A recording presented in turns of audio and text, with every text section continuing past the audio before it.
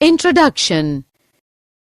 We know that the cell is the structural and functional unit of life. Do you know what does it actually mean? It means a single cell can perform all basic functions of life.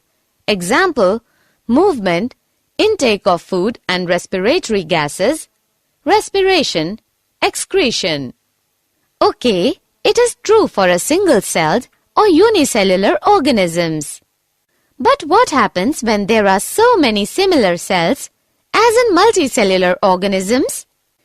In multicellular organisms, these cells are specialized to carry out a few functions efficiently. Each specialized function is done by a group of cells.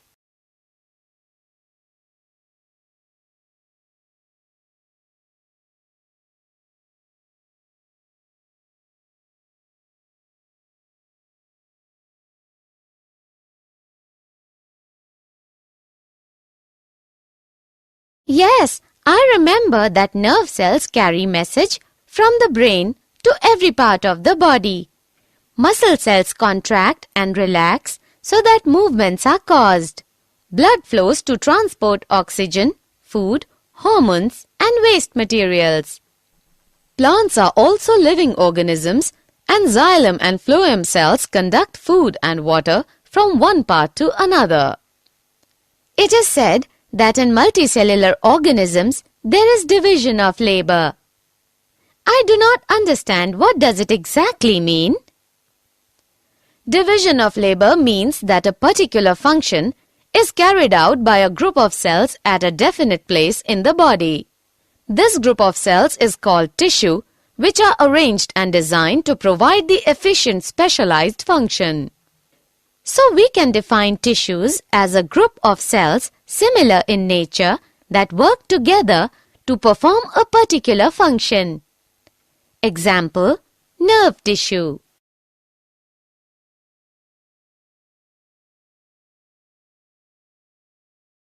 Objectives.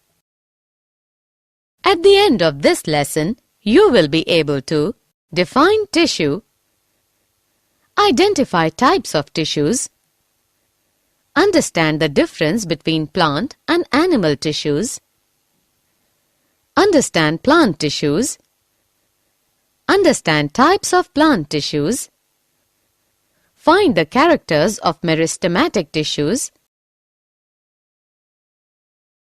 understand types of meristematic tissues, understand functions of meristematic tissues, find the characters of permanent tissues, understand types of permanent tissues, understand functions of permanent tissues.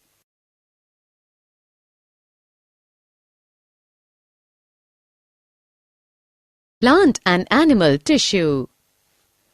Plants and animals both are living organisms, but their internal structures are entirely different. Can you tell me why? I know one major difference is that plants are autotrophic. That is, they can make their own food in presence of sunlight, carbon dioxide and water with help of chloroplasts. They are fixed at one place. So the tissues in plants are mainly of such types which give them strength. Some of them are also dead tissues which give mechanical strength. Yes, I know that animals are heterotrophic and have to move around in search of food, mate and shelter. So they need more energy in comparison of plants. That is why most of the tissue in animals are living. One more big difference between plants and animals is pattern growth. The growth in plants is limited to some regions. There are some tissues in plants that divide. Yes, Madhuri, but in animals, the growth is not restricted to some places. It is uniform growth. In animals, structural organization of organ system is more specified and localized.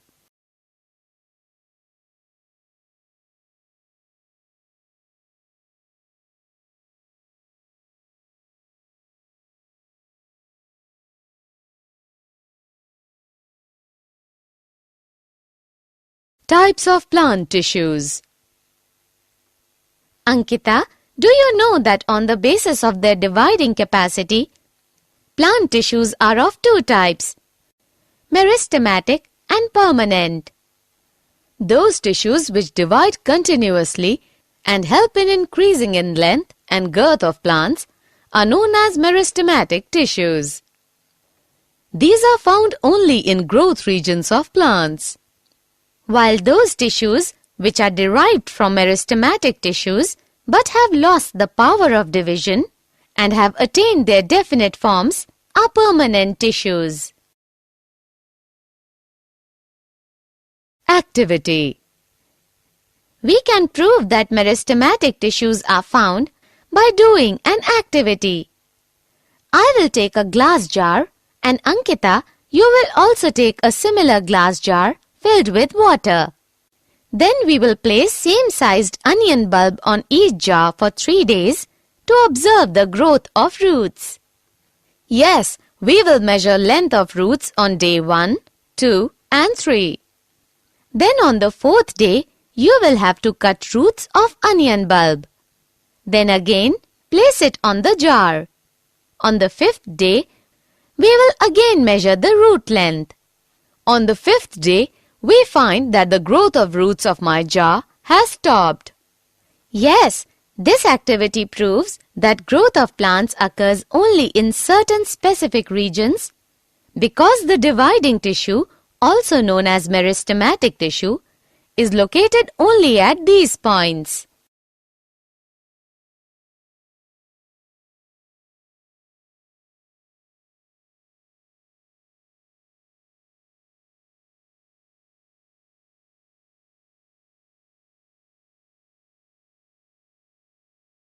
Characters of meristematic tissues.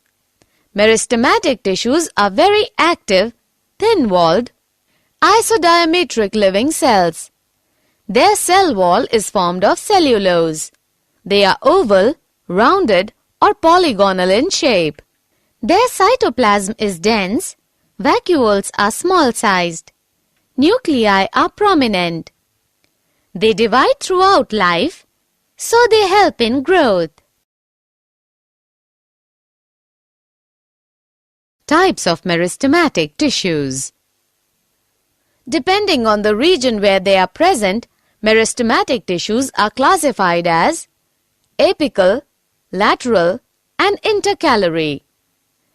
The tissues present in the growing tips of stems and roots are known as apical meristem. The tissues present on the lateral side of roots and stems are lateral meristem. The tissues which lie on the base of internodes of stem are called intercalary meristem. Functions of meristematic tissues.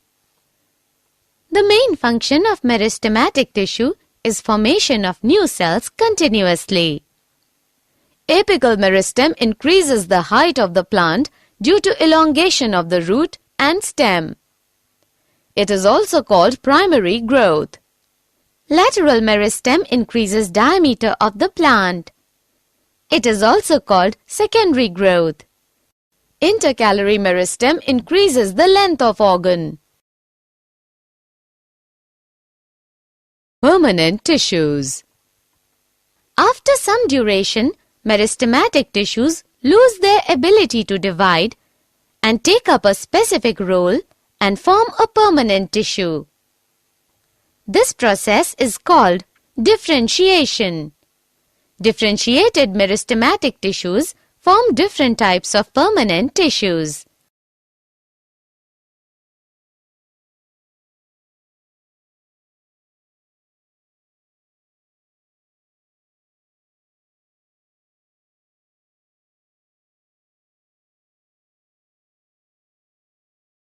Characters of permanent tissues. In permanent tissues, cells are thin or thick-walled, living or dead and mature. The shape of permanent tissues may be oval, rounded, polygonal or elongated, fiber-like. They have intercellular spaces. Cytoplasm is vacuolated. Because they have lost the power of division, so they do not help in growth.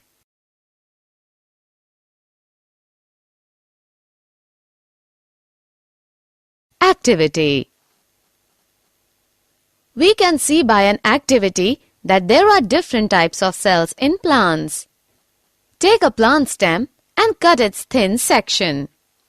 Then stain it with safranin and keep it on a slide with a drop of glycerine and cover it with cover slip.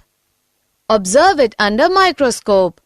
We can see various types of cells and their arrangement.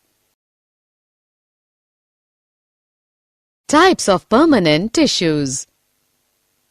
Permanent tissues are of two types on the basis of nature of cell: simple permanent tissues, complex permanent tissues. Simple permanent tissues are composed of cells which are functionally and structurally similar. Types of simple permanent tissues. On the basis of nature of cells, simple permanent tissues are of three types: parenchyma, collenchyma, and sclerenchyma.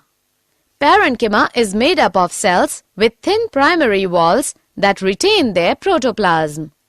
Collenchyma is made up of the cells with thick primary walls that retain their protoplasm. Sclerenchyma is made up of cells with lignified secondary walls that have lost their protoplasm at maturity, that is, are dead.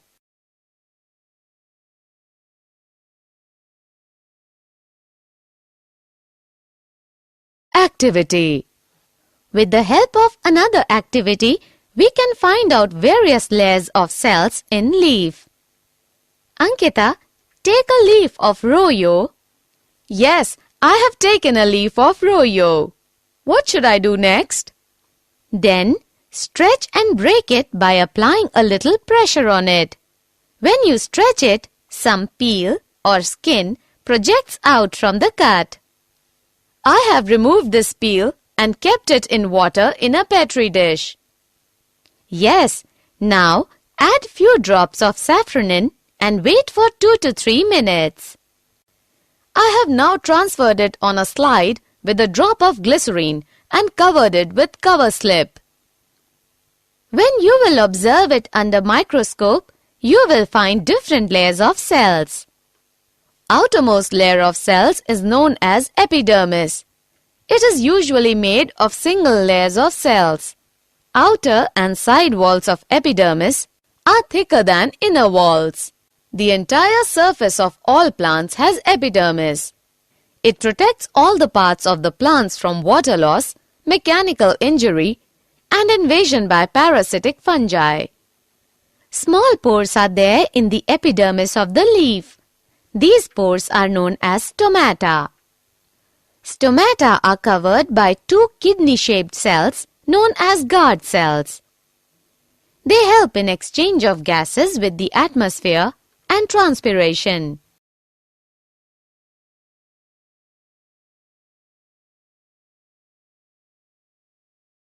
Functions of simple permanent tissues. Parenchyma serves as a packaging tissue to fill the spaces between other tissues and maintain the shape of the plant due to its turgid cells. It also stores and assimilates the food. Transport of material occurs through cells or cell walls of parenchyma. Their intercellular spaces allow gaseous exchange. They also store waste products of plants like tannin, gum, raisins, etc. Collenchyma is a mechanical tissue, so it provides mechanical support and elasticity. Sclerenchyma is mainly mechanical and protective in function. It gives strength, rigidity, flexibility and elasticity to the plant body and thus enables it to withstand various strains.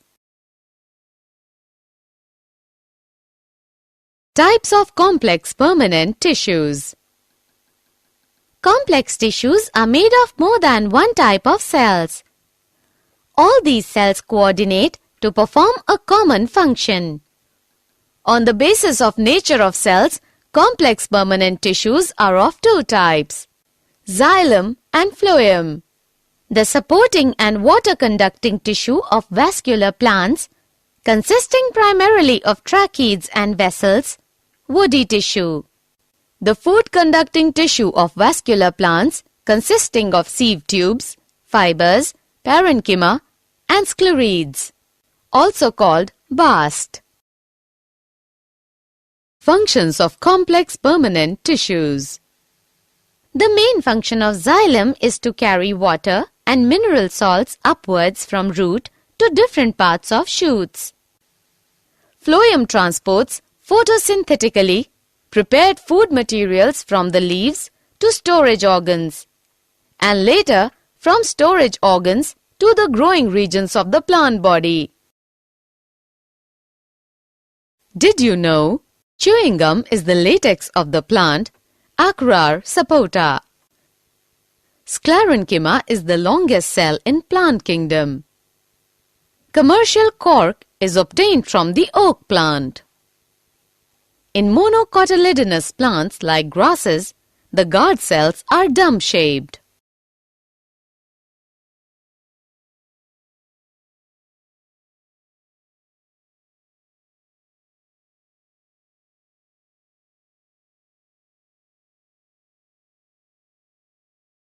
Summary. Let us summarize what we have learned. Tissue is a group of cells similar in structure and function. Plant tissues are of two main types, meristematic and permanent. Meristematic tissue is the dividing tissue present in the growing regions of the plant. Permanent tissues are derived from meristematic tissue once they lose the ability to divide. They are classified as simple and complex tissues. Parenchyma, collenchyma, and sclerenchyma are three types of simple tissues. Xylem and phloem are types of complex tissues.